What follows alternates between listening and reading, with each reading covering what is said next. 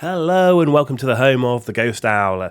As we continue our faction focus for the Empire of Man in Warhammer the Old World, we're now on to our second sample army list, 2,500 points. That's where I think the game plays best at, whether you're playing pick-up games, whether you're playing with your friends at home, or even in a competitive environment. I just think that the game just feels right with the way they've done the army list, the restrictions on the special core characters and so on.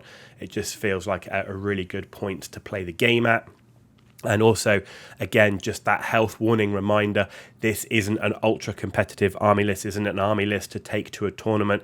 This is supposed to be fun to play, varied to play, good for pickup games, fun for an opponent to play against as well, but not get tabled on turn 1, turn 2 type of thing. This is, it's still got reasonable performance, but it's all about being fun to play rather than finding the min-max in the meta. So we did a previous army list that was very heavy on characters. Let's see how this one plays out.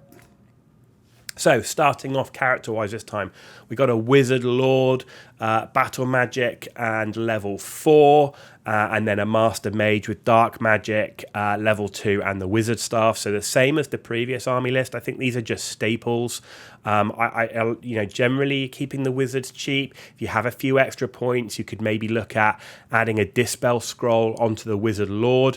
That would always be useful as well. So if you do want to free some points up, that would be, if you want to improve the Wizard Lord, that would be one thing to do. Priest of Sigmar or a Priest of Ulrich, again, depending on how you wish to play and what you're trying to do with the army, and giving him heavy armor and shield. The aim that he will go into either a unit of infantry and buff those. 2 engineers this time, so that'll probably give you a flavour. This one's going to have a few more war machines in it.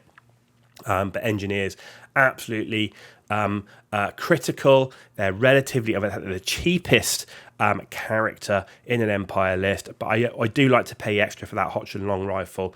Just that they're able to reach out and touch people 36 inches, and you can pick the model inside a unit, so you can kind of snipe characters, standard bearers, that sort of thing outside the unit. So that's pretty nice.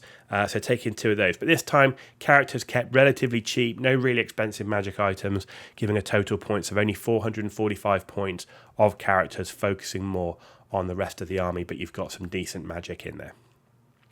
So core-wise, you've got 15 state missile troops with crossbows, you've got 20 state troops with halberds, and then you've got 10 state missile troops with handguns. Now that is going to be a detachment for one of the infantry units to provide them some extra range damage and so on. And this time we're going to take 10 Empire Knights in the core. So Empire Knights are core. So you've got some heavy cavalry in there. Now they do come with heavy armor rather than full plate, but we're going to give them lances and a full command group. And this is going to give some more hard-hitting mobility. So this is going to be a bit more of a mobile list than the previous one. Supported by those war machines and those missile troops. But you can certainly expect the Wizard Lord and the Master Mage to end up in the state missile troops with the crossbows, and then potentially the state troops as well. So total points there, 633. So right up close to the minimum of 625. And to be honest, with the Empire, that's generally how I like to play the core. I wouldn't say I'd do this with every single faction. Some factions have really good core that you kind of want to max out on a bit more. But certainly with the Empire, I like to try and keep the core pretty much to a minimum. Right, in terms of special, so you can see the cavalry focus on this list. We've got 2 units of Inner Circle Knights. You can take 2, 1 per 1,000 points, so we can easily get 2 units in here. So 10 Inner Circle Knights in each, both with lances, both with full command groups, and both with stubborn. So you can see you're going to have your 2 Inner Circle Knight heavy cavalry units. You're going to have a normal Empire Knights unit. Now you could say in the character side, that you want to go down the Grandmaster route, and that would actually be really viable. So if you think about in the characters, taking a Grandmaster, but Grandmasters, they're not cheap. Are you going to equip him with a magic item? You're probably into 200 points, so you'd have to find 200 points somewhere else in this list, which means you can only find that in the special or rare category, because we're already down on the minimum in the core. So, you know, if maybe you could get rid of the mortar and the Hellstorm rocket battery, and that would probably get you into the Grandmaster with a reasonable magic item. But then you have to say, are you going to get more out of that Grandmaster and him buffing a unit of knights over a mortar and a Hellstorm rocket battery? And bearing in mind, this isn't to min-max. The aim of this is to have some fun and play a bit differently. So you got your 3 units of heavy cavalry, so you're going to be pretty mobile. You've got a little bit of static in the middle with those halberdiers supported by some missile infantry, and really that is, you know, kind of providing that line where the knights can then move around, and then you've got the war machines in behind. So you got a great cannon in there and a mortar. So great cannon looking for those big sort of monsters or tough units where you need the high strength, multiple wound damage.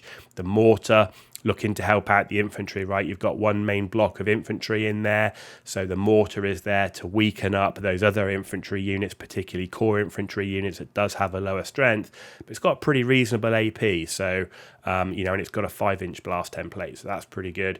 And then in the rare category, again, going with a Hellblaster volley gun and a Hellstorm rocket battery. So you can see we've got 4 war machines here, we've got 2 engineers, and you know, you can pretty much put all these things pretty close together. With the Hellblaster, it's going to be a bit further forward because of its range, and you're going to have an engineer on that because it needs it. But then the other 3, you can have an engineer pretty close to those 3, and kind of decide which one is going to need the engineering support, though I would expect the Hellstorm rocket battery would be a good choice for engineer support with a great cannon and mortar, probably reasonably fine without it. And then also including into that the steam tank. The steam tank here, I'd definitely be looking to push up a little bit further forward than you would maybe normally. You can utilize its impact hits and its stomp attacks if it does end up in combat, so you can use that to try and push forward and create that sort of forward line with those halberdiers, the missile infantry, and a sort of like a bit of a rock, a bit of an anvil for those heavy cavalry units to play around.